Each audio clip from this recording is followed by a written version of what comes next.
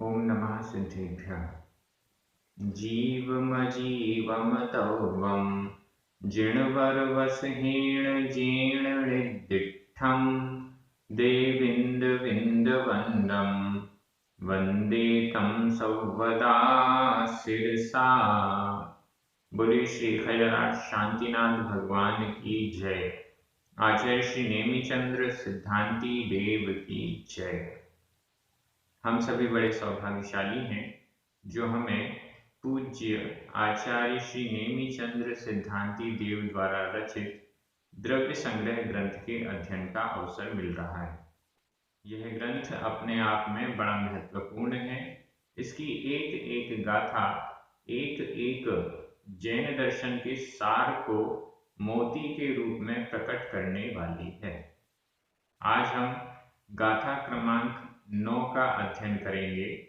इस गाथा में जीव किस प्रकार से फल को भोगता है, भोक्ता अधिकार का वर्णन इस गाथा में किया जा रहा है। किस किस दृष्टि से किस किस चीज का भोक्ता यह जीव होता है, आत्मा होती है, ये हमें इस गाथा से समझ में आ जाएगा। बहुत इंपॉर्टेंट है। अन्य दर्शनकार, कई दर्शनकार जीव को भोक्ता नहीं मानते हैं, इसका निराकरण भी किया गया है।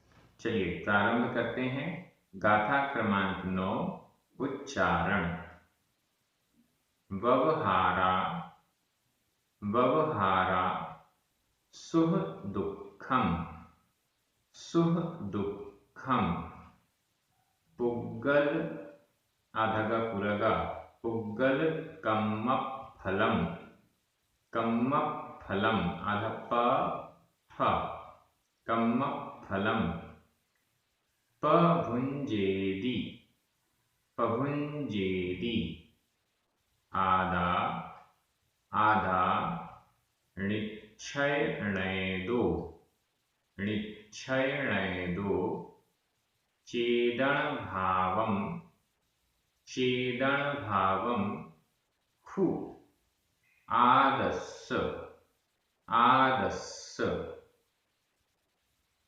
ववहारा सुख दुःखम ववहारा सुख दुःखम पुग्गलकम् अफलं पभुंजेदी पुग्गलकम् पभुंजेदी आदानिच्छयणेदो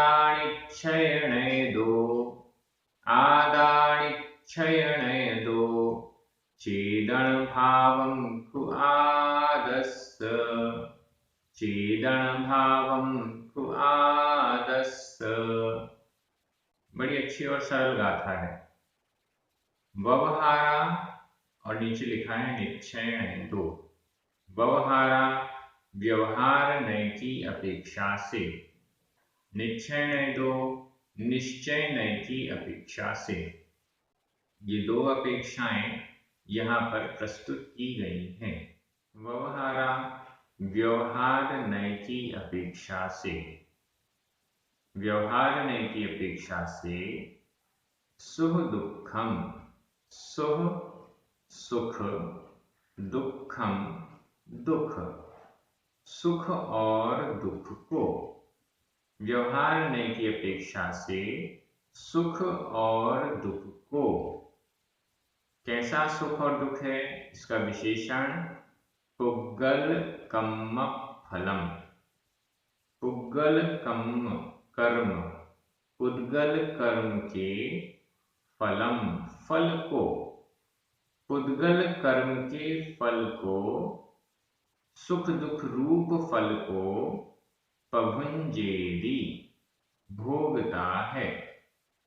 पभुंजेदी भोगता है, यह वर्तमान काल अन्य पुरुष एक वचन का क्रिया रूप है। पभुंज यह क्रिया है, प उपसर्ग है और भुंज क्रिया है, तो पभुंजेदी भोगता है। कौन भोगता है? आदा आत्मा, आदा आत्मा ववहारा व्यवहार नय की अपेक्षा से पुद्गलकम फलम, पुद्गल पौद्गलिक कर्मों के फल स्वरूप सुख दुखम, सुख और दुख को पभुंजेदी भोगता है। व्यवहार न्याय की दृष्टि से पौद्गलिक कर्मों के फल जो हैं सुख दुख रूप उसको भोगता है। और निश्चय न्याय की दृष्टि से निश्चय न्याय दो, निश्चय न्याय दो, निश्चय न्याय की दृष्टि से, निश्चय न्याय की अपेक्षा से, निश्चय न्याय से चेदन भावम, खु खु निश्चित रूप से, खु यह अव्यय है, इसका अर्थ है निश्चित रूप से या ही। आदस्य, आदस्य आत्मा के, चेदन भावम चेतन भाव, आदस्य आत्मा के चेदन भावम चेतन भाव को। यहां पर भी चेदन भावम का विशेषण बनेगा सुख दुखम, सुख दुख, सुख दुख रूप चेतन भाव को पभुंजति, यहां भी लगा दीजिए भोगता है। तो दो प्रकार के यहाँ पर वाक्य बन गए हैं हमारे सामने, एक व्यवहार न्याय की दृष्टि से और एक निश्चय न्याय की दृष्टि से। आत्मा व्यवहार न्याय की दृष्टि से पुद्गल कर्मों के फल रूप सुख दुख को भोगता है, और निश्चय न्याय की दृष्टि से आदस्य चेतन भाव, आत्मा के ही चेतन भाव रूप सुख दुख को भोगता है। ये डिफरेंस है व्यवहार न्याय और निश्चय न्याय की दृष्टि से, अलग अलग चीजों को भोगता है। भोगता किसे है? सुख और दुख को ही भोगता है। बहुत सारी बातें यहाँ पर समझने की हैं, विचार करने की हैं। जीव भोगता है, भोगता है का अर्थ है अनुभव करता है। अनुभव किसका करता है? सुख और दुख के अलावा कुछ भी नहीं भोगता है। जितनी भी चीजों को यह जीव भोग रहा है उस सब को दो भागों में बांटा जा सकता है, सुख और दुख। अच्छा लगा सुख, अच्छा नहीं लगा दुख। संसारी जीव को कोई भी पदार्थ है या तो अच्छा लगता है या अच्छा नहीं लगता है। जो भी अच्छा लगता है वो सुख और नहीं लगता है तो दुख। यह सुख और दुख रूप ही भोगने में आता है। कोई भी फल है जिसको भी भोगा जा रहा है वह सुख और दुख रूप ही भोगने में आ रहा है। अब यहाँ पर जो अपेक्षाएं हैं उनको समझना आवश्यक है। व्यवहार न्याय की अपेक्षा और निश्चय न्याय की अपेक्षा। व्यवहार न्याय को भी टीकाकार श्री ब्रह्मदेव जी ने दो भागों में बांट दिया, जैसा कि पिछली गाथा में किया था। उपचरित असद्भूत व्यवहार न्याय और अनुपचरित असद्भूत व्यवहार न्याय। निश्चय न्याय को भी नॉर्मली दो में बांट दिया, अशुद्ध निश्चय न्याय और शुद्ध निश्चय न्याय। इन चार न्यायों की दृष्टि से यह जीव अलग अलग फल को भोगता है। समझते हैं। उपचरित असद्भूत व्यवहार न्याय की दृष्टि से यह जीव इष्ट और अनिष्ट पंचेंद्रिय विषय भोगों के द्वारा उत्पन्न सुख और दुख को भोगता है। भोगता तो सुख और दुख को ही है, लेकिन किसके द्वारा उत्पन्न है? वो इष्ट अनिष्ट पंचेंद्रिय के विषय भोगों से उत्पन्न है। यह उपचरित है। यहां हम उपचरित और अनुपचरित को फिर से समझेंगे। यह उपचरित असद्भूत व्यवहार न्याय है। उपचरित क्यों है? यहां उपचरित इसलिए कह रहे हैं क्योंकि पंचेंद्रिय के विषयों से उत्पन्न इसको कहा जा रहा है। अनुपचरित का उदाहरण भी देख लें पहले, फिर और समझते हैं। अनुपचरित असद्भूत व्यवहार न्याय की दृष्टि से साता और असाता वेदनीय के उदय रूप सुख और दुख को भोगता है। अब यहाँ पर दो अलग अलग चीजें हो गई, पंचेंद्रिय के विषय भोग रूप और साता असाता कर्म के उदय रूप। जहां पर पंचेंद्रिय के विषय भोगों से उत्पन्न या उससे संबंधित सुख दुख को भोगने की बात की जा रही है, उसे उपचरित कह रहे हैं, उपचार कह रहे हैं।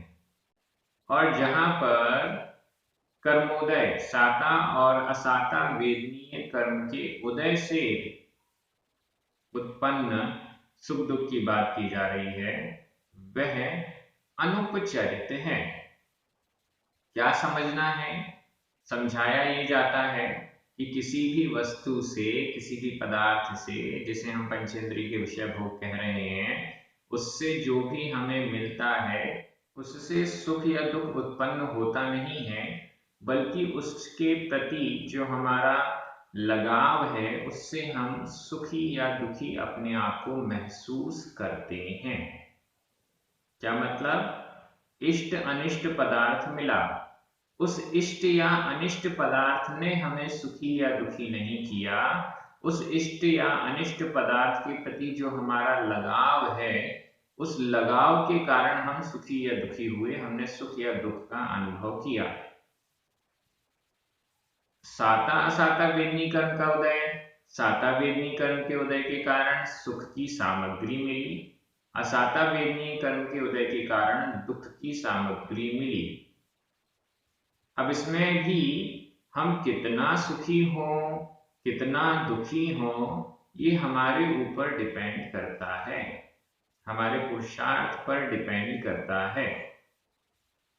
तो दो दृष्टियां, बाह्य पदार्थों से सुख दुख की मान्यता, इसको उपचरित कहा गया। कर्मोदय से सुख दुख की मान्यता, इसको अनुपचरित कहा गया। पदार्थ वही है, उस पदार्थ से कभी साता वेदनी का उदय हो तो सुख की कल्पना हो जाती है, और उसी पदार्थ से कभी असाता वेदनी कर्म का उदय हो तो दुख की कल्पना हो जाती है। पंखा चलना, पंखा चलना, जब गर्मी में पंखा चलता है तो सुख का अनुभव होता है, और ठंडी में अगर पंखा चल जाए तो कष्ट का अनुभव, दुख का अनुभव होने लगता है। पंखा चलने से सुख या दुख हुआ, यह उपचरित असद्भुत व्यवहार की अपेक्षा से। और पंखा चले या कुछ भी चले, साता और असाता वेदनी के उदय से जो हम सुख और दुख का अनुभव कर रहे हैं, यह दृष्टि अनुपचरित असद्भुत व्यवहार की है। पूरी प्रोसेस क्या हो रही है? हम बैठे हुए हैं, पंखा चल रहा है, हमें सुख का अनुभव हो रहा है, ये प्रोसेस है। अब इसमें नयों की दृष्टि, पंखा चल रहा है उससे हम सुख का अनुभव कर रहे हैं, यह उपचरित असद्भुत व्यवहार की दृष्टि से है। कर्मोदय की कारण साता वेदनी कर्म का उदय है, इसलिए हमें सुख का अनुभव हो रहा है, यह है अनुपचरित असद्भुत व्यवहार की अपेक्षा। और इसमें ही कर्म या पदार्थ को हम गौण कर दें, केवल हर्ष विषाद रूप अंतरंग परिणाम पर दृष्टि दी जाए और उसमें सुख दुख के अनुभव को देखा जाए, तो वह अशुद्ध निश्चय से हो गया। इसी को आगे बढ़ा दिया, हर्ष विषाद रूप सुख दुख का जो अनुभव हो रहा है, वह अशुद्ध निश्चय की दृष्टि से है। अब इसमें कर्मोदय अथवा पंखा अथवा बाह्य पदार्थ, यह दृष्टि में नहीं आ रहे हैं, केवल हर्ष विषाद रूप सुख दुख रूप जो अनुभव में आ रहा है उस पर ही ध्यान है, उसको ही अशुद्ध निश्चय से कहा गया है। अशुद्ध निश्चय से अभ्यंतर के, अंतरंग के हर्ष विषाद रूप परिणाम के कारण जो सुख और दुख का अनुभव हो रहा है उसको भोगता है। और शुद्ध निश्चय से जो शुद्ध हो चुका है वह अपने अनंत सुख को भोग रहा है, यह अनंत सुख का भोगने वाला हुआ। अलग अलग दृष्टि से अलग अलग कार्य हो रहे हैं। व्यवहारने की दृष्टि और निश्चयने की दृष्टि। व्यवहारने की दृष्टि दूसरे को भी देखती है। व्यवहारने की दृष्टि दूसरे को मुख्यता देखती है। निश्चयने की दृष्टि दूसरे को गौण करती है, स्वयं को मुख्यता देती है। देखिए, सुख दुख का भोगता है। व्यवहार ने कह रहा है पर पदार्थ के द्वारा, पर पदार्थ के निमित्त से जो सुख दुख मिला है उसके कारण उसको भोगता है। और निश्चय ने पर पदार्थ पर दृष्टि नहीं रख रहा है, स्व पदार्थ पर दृष्टि रख रहा है। स्वयं जो हर्ष विषाद रूप अनुभव हो रहा है। एक फल, भूख लगी, एक फल को खाया, बड़ा मीठा रसीला फल है। अब भोगना किसे कहेंगे? उस फल के निमित्त से जो हमें सुख का अनुभव हो रहा है, वैसे ये सुख नहीं है, सुखाभास है, इंद्रिय सुख है। जो इंद्रिय सुख का अनुभव हो रहा है वह उपचरित असद्भूत व्यवहार की दृष्टि से है। इसी क्रिया में साता वेदनीय कर्म के उदय से फल को हमने खाया, मीठा लगा, अच्छा लगा। इसी साता वेदनीय कर्मोदय की अपेक्षा से जो हमें सुख दुख का अनुभव हुआ, यह अनुपचरित असद्भुत व्यवहारने की दृष्टि से। इसी उदाहरण में जो अंतरंग परिणाम हर्ष और विषाद का पर पदार्थ गायब हो गया, अंतरंग का हर्ष विषाद यहाँ मुख्य हो गया। उसमें जो सुख का अनुभव हो रहा है, भले ही इंद्रिय सुख है, तो वह अशुद्ध निश्चय की दृष्टि से भोगने वाला हो गया। अब चौथा जो शुद्ध निश्चय है वो शुद्ध अवस्था में ही प्रकट होता है। शुद्ध अवस्था में, मुक्त अवस्था में जो अनंत सुख का अनुभव कर रहे हैं वह शुद्ध निश्चय की दृष्टि से अनंत सुख को भोगने वाले हैं। तो ये चारों अलग अलग दृष्टियां हो गई जिससे यह जीव सुख और दुख का भोगने वाला सिद्ध किया गया है। कुछ ऐसे दर्शन हैं जो ये नहीं मानते कि जीव भोगता है। वो कहते हैं कर्म कोई कर रहा है, कर्ता कोई है, भोगता कोई है। ऐसा कहने वाले ठीक नहीं कह रहे हैं।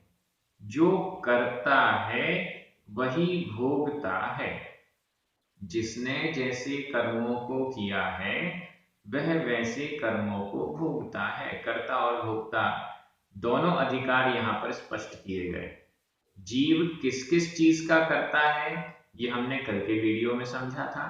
जीव किस किस चीज का भोगने वाला है यह आज इस वीडियो में स्पष्ट हो रहा है। कर्तृत्व अधिकार और भोक्तृत्व अधिकार, इन दोनों को समझना बेहद आवश्यक है। हमें लगता है ये तो बड़ा सरल है, लेकिन ऐसा नहीं। इसमें ही हम गलतियां करते हैं।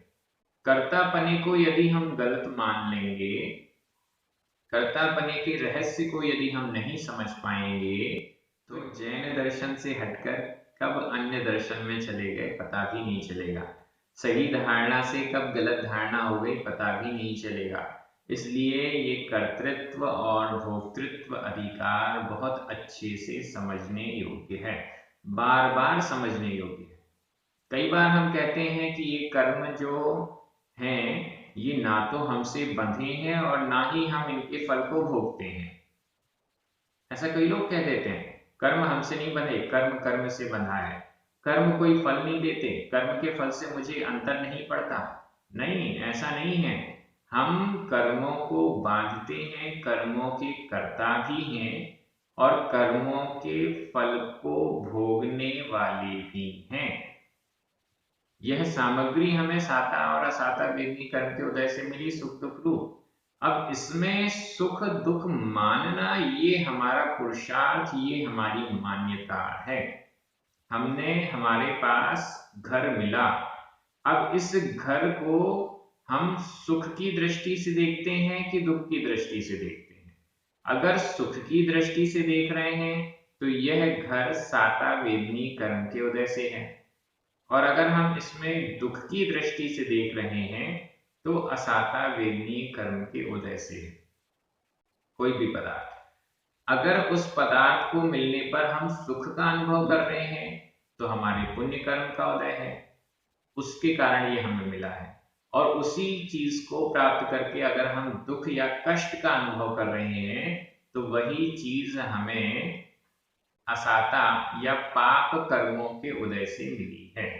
आप ये वीडियो देख रहे हैं स्वाध्याय के लिए, लेकिन स्वाध्याय करने में कष्ट हो रहा है। वैसे तो आपको नहीं हो रहा, लेकिन जिसे स्वाध्याय करने में कष्ट हो रहा है, जिसे देवशास्त्र गुरु के पास जाने में कष्ट हो रहा है, क्यों मेरा घर मंदिर के पास में है, क्यों मेरे नगर में साधु विराजमान है, क्यों चातुर्मास हो रहा है, ना होता तो अच्छा रहता, ऐसे भाव जिसके आ रहे हैं उसके पाप कर्म का उदय है और वह इससे विषाद दुख का अनुभव कर रहा है। और इसी चीजों को प्राप्त करके जो अपने आप को हर्ष सुखी मान रहा है, अच्छा कह रहा है, उसके पुण्य कर्म का उदय है, हर्ष का अनुभव कर रहा है, सुख का अनुभव कर रहा है। पदार्थ वही है, हमारे हर्ष और विषाद के भावों से हमारे कर्म के उदय का हम अनुमान कर सकते हैं, ऐसा भी समझना चाहिए। और भी चिंतन इन दोनों गाथाओं के विषय में आप कर सकते हैं, करना चाहिए।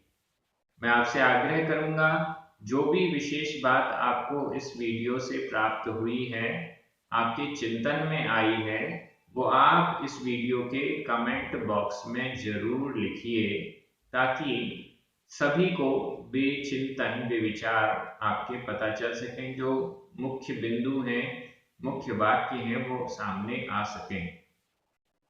इस गाथा का अर्थ एकदम क्लियर हो गया है। अब हम अन्वय की ओर आगे बढ़ रहे हैं। आपका ध्यान हिंदी अर्थ में जाना चाहिए। आदा, बवहारा, पुग्गल कम्म फलम, सुह दुःखम पभुंजेति, निक्षेणेदो खु आदस्य चेदन भावम। मैं हिंदी अर्थ कर रहा हूं, आपकी नजर प्राकृत शब्दों पर जाएगी। आत्मा व्यवहार नय की दृष्टि से पुद्गल कर्म के फल स्वरूप सुख और दुख को भोगता है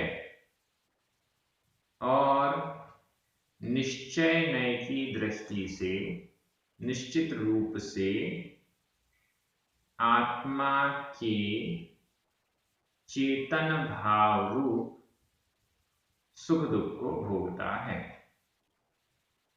व्याकरण पर आ जाइए। विभक्तियां व्यवहारा और निक्षेणय दो, इन दोनों में ही पंचमी विभक्ति का एक वचन है। सुख दुखम, पुग्गल कम्म फलम, चेदन भावम, इन तीनों में द्वितीया विभक्ति का एक वचन है। पभुंजेति, यह वर्तमान काल अन्य पुरुष एक वचन का क्रिया रूप है, भोगता है, पभुंजेति। आदा, यह प्रथमा विभक्ति का एक वचन है, करता है। इसके अलावा खु, यह तो अव्यय है, इसमें कोई विभक्ति नहीं है।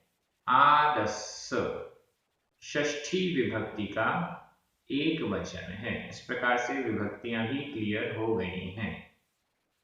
आप सभी बहुत अच्छे से अध्ययन कर रहे हैं, सभी को बहुत बहुत धन्यवाद। एक दूसरे को द्रव्य संग्रह ग्रंथ पढ़ने की प्रेरणा प्रदान कर रहे हैं, प्राकृत भाषा के अध्ययन के लिए प्रेरित कर रहे हैं, यह बहुत अच्छी बात है।